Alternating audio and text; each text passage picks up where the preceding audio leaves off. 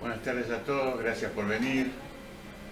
Muchas caras conocidas y algunas que no conozco. Para los que no conozco, yo soy Hugo Levin. Mi verdadero nombre es Hugo Benjamín Levin y la editorial se llama Hugo Benjamín. No hay mucha originalidad. La primera vez en la vida que tengo una editorial, que he tenido muchas, donde le pongo mi nombre. En alguna época será Hugo Galerna, Hugo Planeta, Hugo Argentum, Hugo... ya me olvidé. Acá hace unos años, 2 años, me decidí a hacer una nueva editorial después de estar retirado y nació Hugo Benjamín.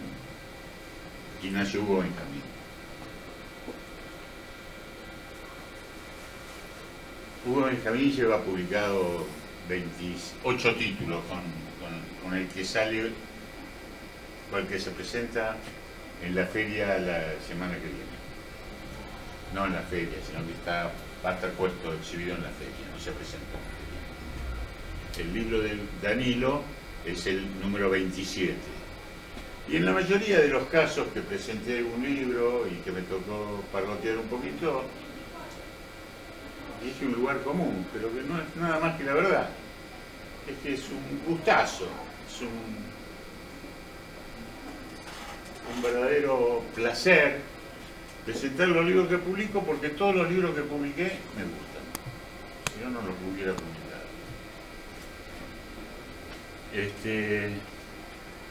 En el caso de Hipervínculos, ese gusto, ese placer, es doble, porque a Danilo lo conozco hace muchos años.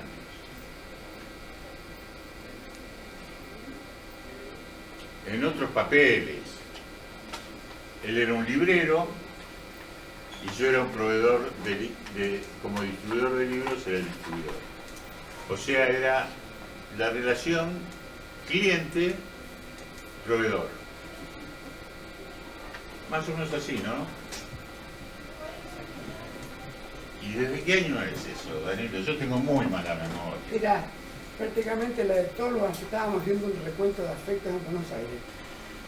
La amiga más antigua, el matrimonio más antiguo, Alicia y Alfonso, los conocimos en enero. Nosotros volvimos del exilio en el 84, con Alfonsín. Ese año fuimos a un seminario de Josefina Ludemann, cuando estaba en Charcas, y Alicia y Alfonso participaron, y como vivíamos en la zona nos trajeron. Y a la semana siguiente nos invitaron a cenar a la casa y fueron amigos. Después estás vos, porque inmediatamente empecé a comprar libros. O sea, prácticamente te diría que desde el 84 que tenemos esa relación, y después el otro empató, te lo metiste, me llevaste a la Cámara Argentina del Libro y después... La librería de Danilo, se puede decir.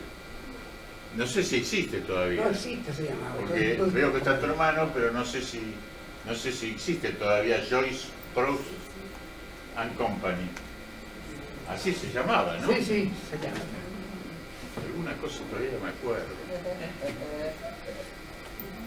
Y nos unía la relación que hay entre un cliente, un proveedor, y los avatares propios de la relación comercial. Pero además de la relación comercial había una relación personal. No me dejas mentir, ¿verdad? O sea, no digo que éramos íntimos amigos, pero teníamos una gran relación personal. Después, efectivamente, yo fui presidente de la Feria del Libro, fui presidente de la Cámara Argentina del Libro, y como lo conocía bien a Danilo y sé de su hombría de bien y de su capacidad para las cosas, lo invité a participar de la labor gremial de la que yo era presidente y eso. después yo quebré, no sé qué hizo de la vida, ahora soy un pequeño editor de libros y él es un escritor. Y dentro de unos años nos encontraremos haciendo alguna fantasía por ahí, vos cantando tangos y yo bailando un malambo, qué sé yo. Para cantor tenemos a alguien que está al frente en la Casa Rosada, así que no disfrutamos el lugar. Así que, bueno, gracias a todos por estar. La presentación de hoy que Ingrid Pelicori, perdón, lea un libro en la presentación de algo que edité yo, para mí no es un lujo, porque es una super actriz, una super figura, y la verdad es que soy de los que pagan entradas para verla a ella, porque lo merece. Y el otro que presenta el libro es alguien de mi casa, porque Vicente ya le publicó una novela que tuvo la suerte, esa novela, no la suerte, el mérito, y la suerte también, y la suerte también, y la suerte de ganar uno de los mayores premios que se dan en lengua española, que es el Rómulo Gallegos, premio que han ganado Vicente Batista, y años anteriores personajes tan increíbles como Gabriel García Márquez, Mario Vargas Llosa o Ricardo Piglia. O sea, yo, editor, edité a Vicente y juntos ganamos un premio que es maravilloso. Así que, extraordinario. Y además Vicente, como es un amigo, creo que este es el segundo o tercer prólogo que hace para un libro editado por mí. O sea que ya de la casa, ya sale en el catálogo, sale Vicente Batista automáticamente. Por supuesto, para mí es un orgullo porque es un escritor extraordinario. Así que lo dejo con ellos. Cuando ellos se aburran de hablar o ustedes se aburran de escucharlo, nos vamos a dar cuenta todos y vamos a tomar un vinito para celebrar la salida del libro. Hasta luego. Recordatorio, yo te pregunto, Danilo, nosotros también nos conocemos hace muchísimos años, éramos jóvenes, lo cual significa que se Perdón, creo que fue por la misma fecha. Sí, ¿no? 84, 85. Sí.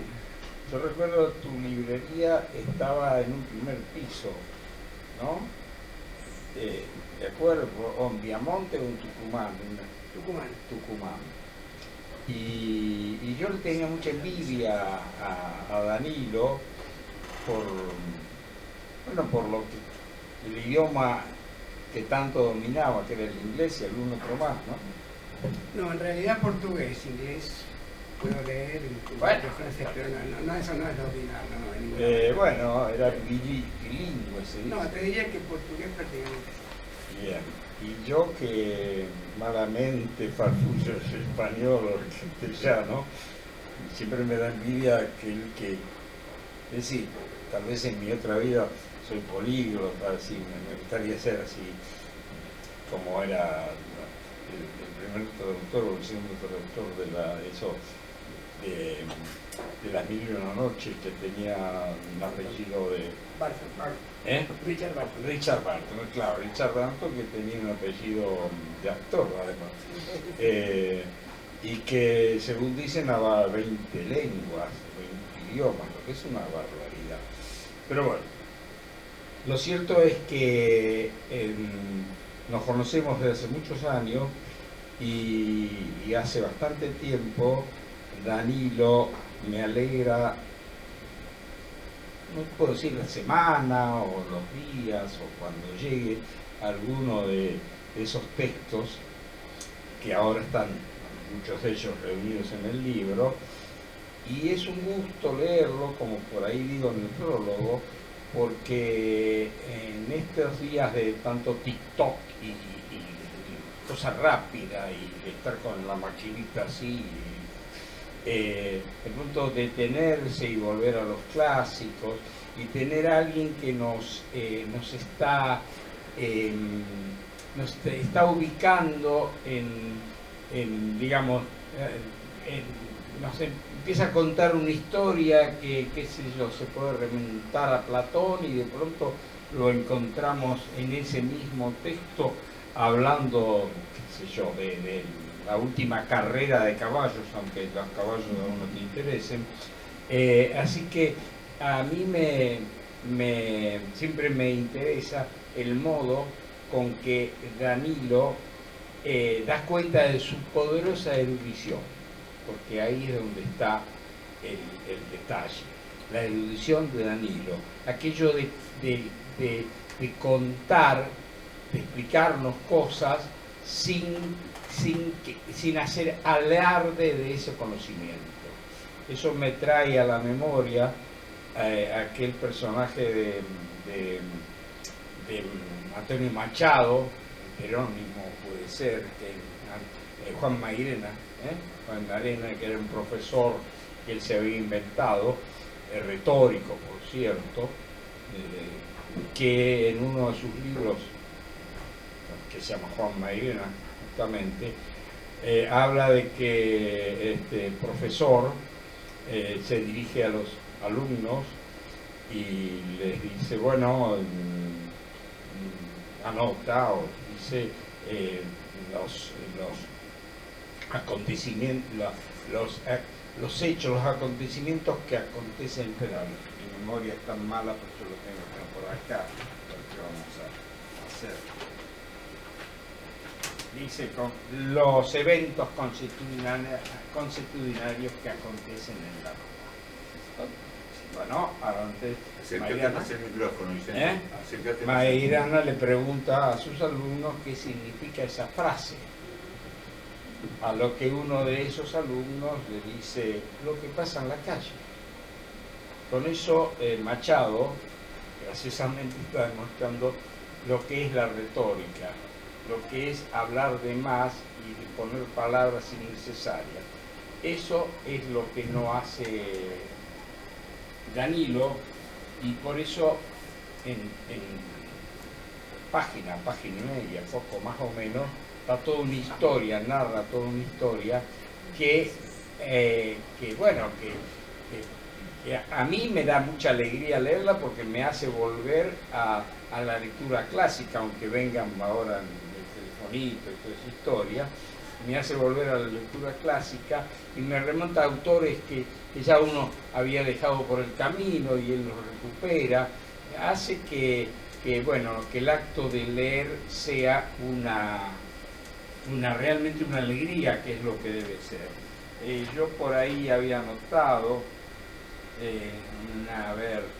él mismo, espera que me pongo el anteojo, él mismo dice en parábolas añejas y relatos nuevos, dice, aunque parezca simplista, se puede afirmar que la trascendencia de la opinión de artistas e intelectuales se ha desplazado a la de figuras mediáticas, actrices y actores mediocres, influencers y deportistas, youtubers, instagramers, tiktokers, convocan más lectores de lo que otrora lo hacían escritores y ensayistas, lo cual es dolorosamente cierto. Yo cuando venía por acá, hasta acá, venía en el 39 y siempre tenía sentado una jovencita, estaba leyendo, y a mí cuando encuentro a alguien que está leyendo me da ganas de felicitarlo. Por lo general su bici está todo, y estaba leyendo, y yo leía con pasión, y honestamente, para no quedar mal con lo que estaba leyendo, pero me bajé del colectivo sin saber, fue casi un desafío, la tenía al lado y ella hacía con el libro y quería mirar que estaba. Sé que en un momento se fue al final, leyó el final y iba a decir eso no se debe hacer, pero bueno, no podía. Y incluso bajé, me paré un poco antes a ver si Y en ese momento ella había cerrado el libro, me bajé al colectivo, no sé qué estaba leyendo, pero lo que estaba leyendo le interesaba mucho, aún buscando el final. Y esas cosas ya no se encuentran, entonces cuando uno se recupera los textos de Danilo, está encontrando nuevamente esas cosas. Él dice, por acá digo yo, no, dice él, los viajes a sitios insospechados nos cuenta. Ahora últimamente estuvo con Beatriz en Madrid, por Inglaterra y por Londres y Madrid, y bueno, ya te voy a decir dónde conseguir tabaco porque esas cosas bueno, dice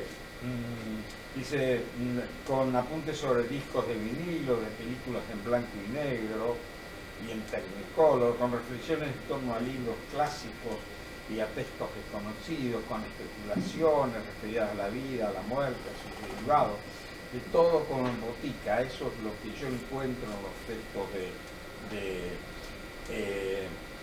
de Danilo. Tengo sí un par de, no siempre coincido, porque tuve una alegría cuando Danilo por ahí habla de este escritor español que no lo aguanto, pero por ahí andará, ¿cómo se llama? Acá está. Dice Danilo, bueno, recupera por ejemplo autores como Elio Vittorini, que para mí me apasionó toda la vida, el simplón le guiña el ojo al jefe. Fíjate que con traducciones españolas, mal que no pese, Coloquio en Sicilia, bueno, él lo recupera y dice por ahí, lo estoy citando, James Bond será M, almirante retirado que fuma en pipa, característica copiada por Pérez Reverte, él me estoy refiriendo, en sus novelas de la saga Falcó, donde su jefe se llama Adriano, es almirante retirado y fuma en pipa. No es su única copia. El cóctel creado por Falco en el Upa Upa, mezcla de ginebra, ron, limón y algo dulce, quiere ser un símil del Vesper Martini del 007, su clonación continua en la carta esférica, donde levanta diálogos de Goldfinger y otros de Operación Trueno. Es decir, yo cuando encontré porque yo siempre me cayó muy mal Pérez Reverte, pobre. Lo leí, no es que lo leí una vez, un grupo de chicos estábamos trabajando en algún taller, me hablaba, dice, bueno, pero ¿por qué te pones así? Le digo, porque se habla ¿para qué, diciendo Alejandro Dumas, para qué voy a ir a Pérez Reverte? Este hombre, ya en Dumas lo encontré, ¿para qué voy a Pérez Reverte? Perdón que te interrumpa, Vicente. No, vamos a ver. Creo que un buen libro no se le niega a nadie, ¿no? Igual como hacía una época, un premio Planeta y un paso no se le niegan a nadie. No. Bueno, un buen libro no se le niega a nadie. Yo creo que el Club Dumas de Pérez Reverte, ¿cuál? El Club Dumas es una excelente novela, Sí, la de él, y debe tener también otra par de novelas interesantes, ya voy a recordar cuáles. Claro, tanto que escribió algo. No sé, no. Tengo mis dudas si no tiene un equipo negro trabajando, porque no puede perpetrar un libro cada No, hay gente. Dumas no, Dumas tenía, Alejandro tenía gente que trabajaba, pero por ejemplo, otros autores que yo admiro rabiosamente, que Simenon escribía una novela con Maigret en una semana y una novela digamos, no policial en 15 días. Y lo lees y además recordarán, y si no se los cuento ahora, como que había sospechas de que él tenía escribientes. Entonces se puso en una vidriera en Galimar, con la máquina de escribir, un buen vino, mucho tabaco, ¿no? Pipa, y se puso una semana en la vidriera y escribía, para que nadie fuera. Escribió una de las tantas historias de Maigret y dijo, bueno, acá está, en una semana. Así que yo lo miraba por eso y por otro montón de cosas. Pero pero yo digo por ahí, el plagio parece ser una costumbre española. Camilo José Cela, premio Nobel, fue acusado de haber calcado párrafos enteros de Carmen, Carmela y Carmilla, una novela de una compatriota que se había presentado al premio Planeta de allá de Barcelona, y cuando la vio don Camilo dijo: esta novela es interesante, la sacaron del premio, después publicó la novela y esta mujer se puso fuera de sí y le inició un juicio que se lo ganó. Lo que pasa no coronaba porque creo que ella murió antes de la sentencia. Otro libro, bueno, ahí estamos de acuerdo, estoy de acuerdo con, pese a la generosidad que acaba de mostrar Danilo, pero no estoy de acuerdo con otro momento de Danilo, que yo por ahí en el prólogo hablo de su insolencia, que es insolente en la noche. Entonces doy un ejemplo, y para dar ese ejemplo recurro a Borges. Borges da para todo. Se supone que esto lo dijo en 1935, cuando le preguntaron por la muerte de Gardel, habíamos muerto en ese momento, y Borges dijo: la muerte de Gardel me conmovió mucho menos que la de Altomasín el magrebí, poeta apócrifo del siglo XII, inventado por mí, que se negaba a morir aunque lo mismo hubiera hecho Aristóteles y las cosas. Bueno, tirarse contra, ya entonces, tirarse contra el Moducho de Abasto era muy, muy arriesgado. Bueno, Danilo da un paso más. Y por ahí dice, en Refusilos y Aznares, leemos, dice Danilo: detesto el fútbol y tres palabras: Diego, Armando y Maradona.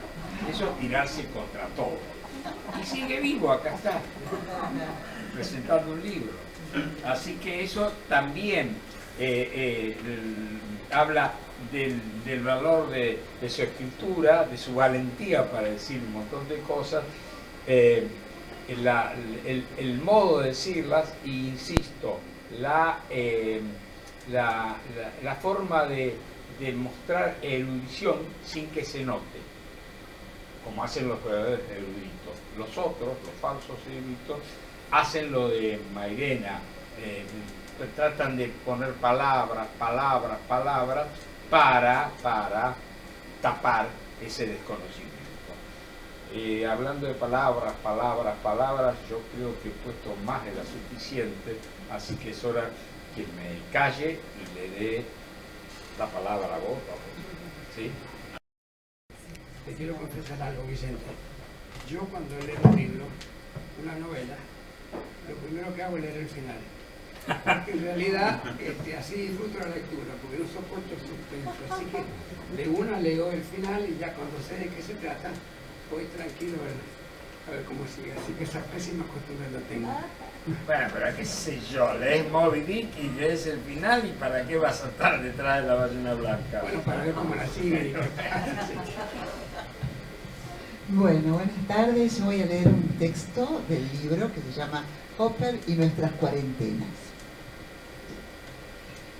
Con las sombras crecientes del fin de la tarde, el día claudica al avance de la noche. Se confunden y funden formas e intenciones, ora ambigua, intermedia, ni del todo luminosa ni del todo oscura, y el Dr. Jekyll se apresta a metamorfosearse en Mr. Hyde. Es la hora que los franceses llaman entre chien et loup, entre el perro y el lobo. La luz es incierta y ya no se distingue entre ambos, y los fotógrafos, hora azul. Una acolchada explosión de aleteos y plumas. Decenas de palomas se dejan caer del techo del edificio en el piso 10, el último, donde tengo mi biblioteca y estudio. Pasan frente al ventanal del balcón y desaparecen. Toman impulso con la caída y con el suave agitar de alas en una curva ascendente, se dirigen hacia el espacio de 2 torres a la izquierda. Cuando las siento aletear, recuerdo mi experiencia. La primera vez que despegué del aeropuerto El Alto, en La Paz, el único que conozco donde los aviones decolan hacia abajo. Al final de la pista, el pesado Jumbo se desplomó hasta alcanzar la velocidad suficiente para retomar altura. Las palomas lo hacen desde siempre, pero empecé a sentir el estruendo desde la cuarentena, en virtud del silencio sepulcral que se remonta desde la calle.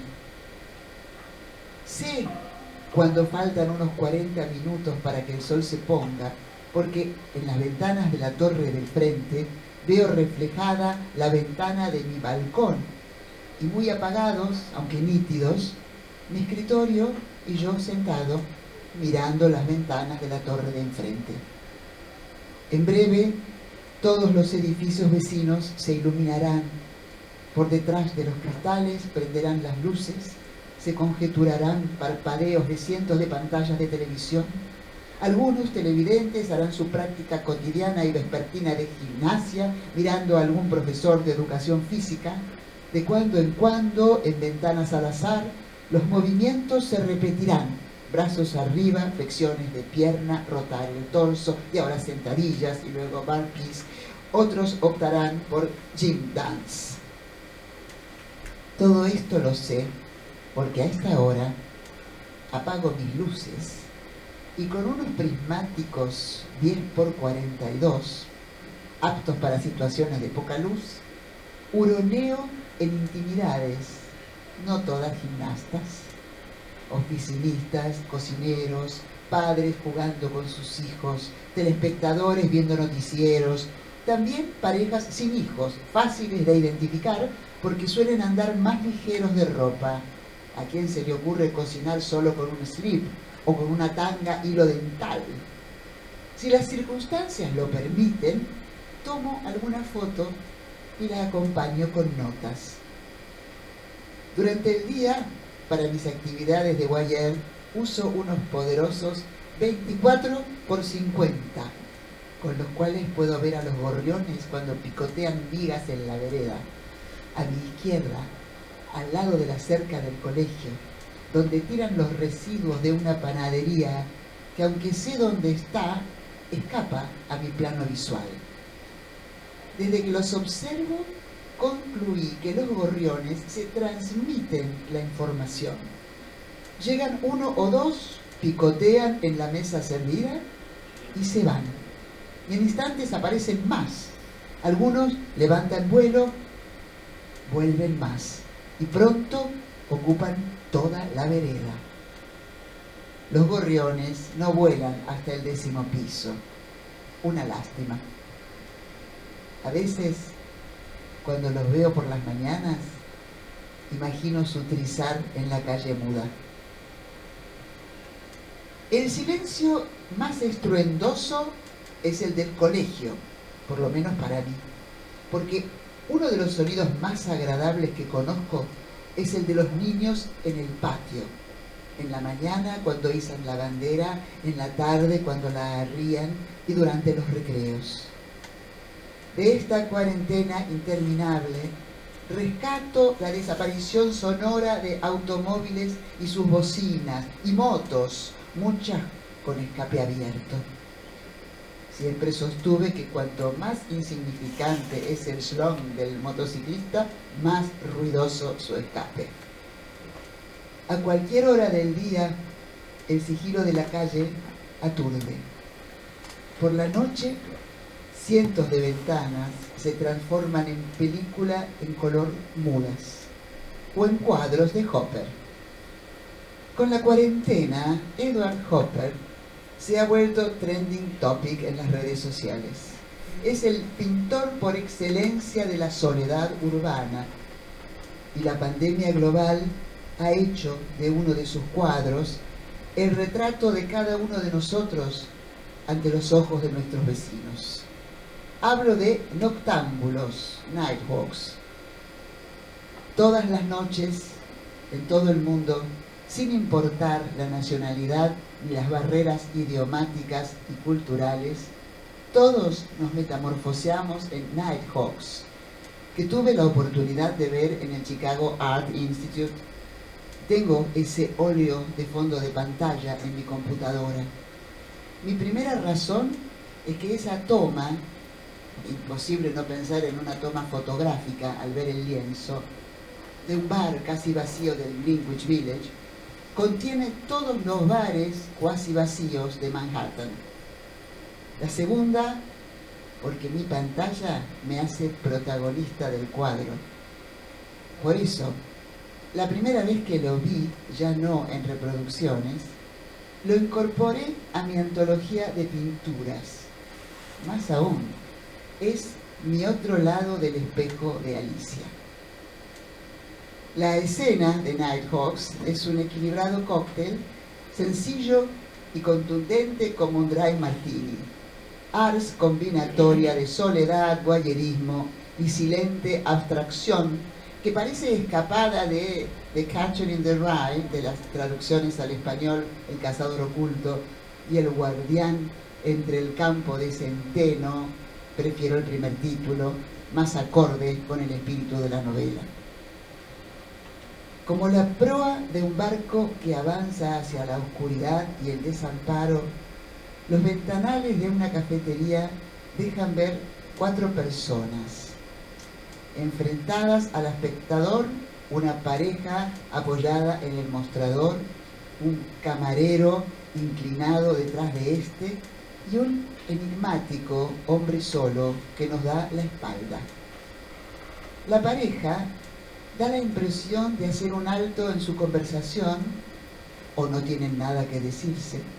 Quizás se han quedado pensando en algo que han hablado. El camarero espera impaciente que los 3 se vayan, es la hora de cierre. Y el hombre, que de espaldas bien puede ser el personaje de Scalabrini Ortiz, está solo y espera. Tal vez no espere a nadie y se prepara para salir al resecho. La cafetería aparece iluminada con una amarillenta luz de neón, la única en el cuadro.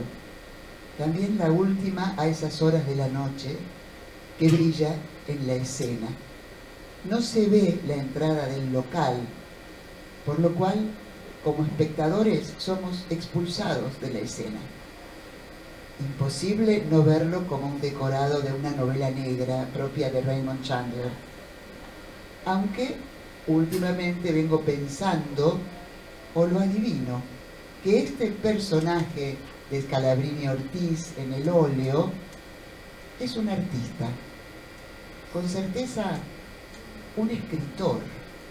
Los pintores suelen ser más sociables, y con más certeza un novelista que ha hecho un alto en su trabajo. La pintura me sugiere correspondencias sonoras con Ascenseur pour l'échafaud en la trompeta de Miles Davis.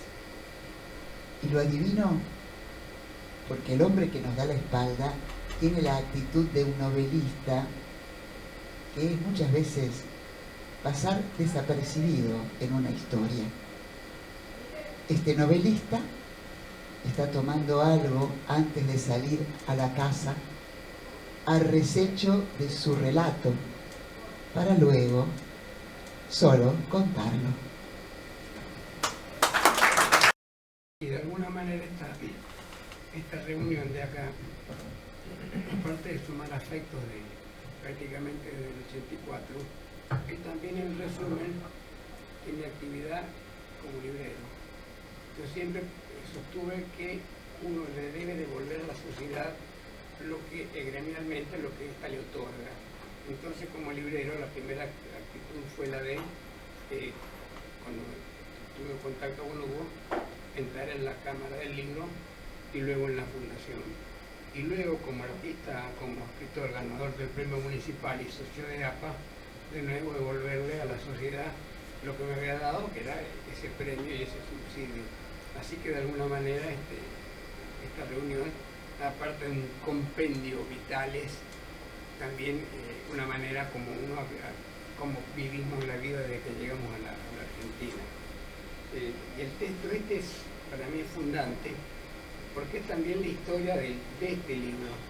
Yo, por influencia de Ana, aquí presente, Ana Breu, desde el 2015 publico una nota semanal en mi página web.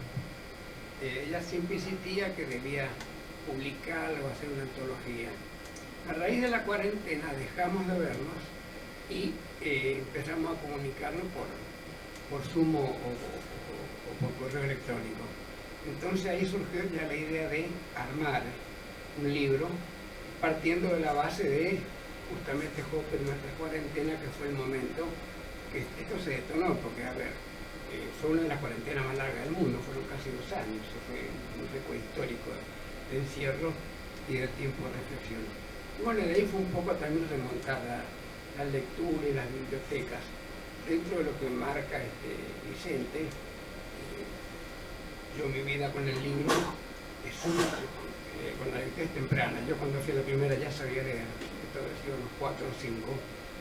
Y bueno, primero fueron historietas, la colección Robin Hood completa, y dentro de las historietas se destacaron 2 que me marcaron mucho, porque también tienen que ver con el cine negro, que era Rip Kirby, la de Alex Raymond, y Steve Canyon, de Milton Caniff, los 2 maestros del claro oscuro, y con esa influencia en el cine negro, básicamente el de Henry Ford, que curiosamente el texto de Henry Ford en el Delator es el que lleva a la conclusión del último artículo, la última nota de este libro, que es cómo trataron esa película Henry Ford, que a su vez es un escritor que está surcado por referencia literaria, o sea, La Diligencia con John Ford, con John Wayne, es prácticamente una copia, una reproducción de Bola de Cebo, de Maupassant, o sea, más o menos el mismo esquema. Y Borges le dedica una reseña a la película Ni bien sale, y en ella se basa para el tema del traidor y el héroe. Viene posteriormente Hugo Pratt, lo lee, y en Corto Maltés escribe justamente una nota que pasa en Irlanda que se llama Concierto para arpa y nitroglicerina, que para mí es la mejor interpretación que tuvo la película John Ford, netamente superior a la de Borges. Por eso digo, burlando termino, el mejor intérprete de esa película fue Corto Maltés, lo cual no es casualidad, porque aparte de un artículo del País que lo tengo guardado, sale que para hacer Corto Maltés solamente está documentado entre principios del siglo y finales de la Primera Guerra Mundial. Solamente para hacer esa serie, Hugo Pratt tenía una biblioteca de 20.000 libros, de la cual sacaba imágenes, ideas, fotos, escudos. Entonces, como se van reuniendo distintas historias a través de la historieta que yo fui compaginando. Ese es básicamente el esquema originario de cómo se armó el libro. Y dentro de otros personajes de historieta que me parecieron notables, están la historieta de Scorpio también, y los 2 Reyes, el padre. Así que ese es más o menos el universo pictórico.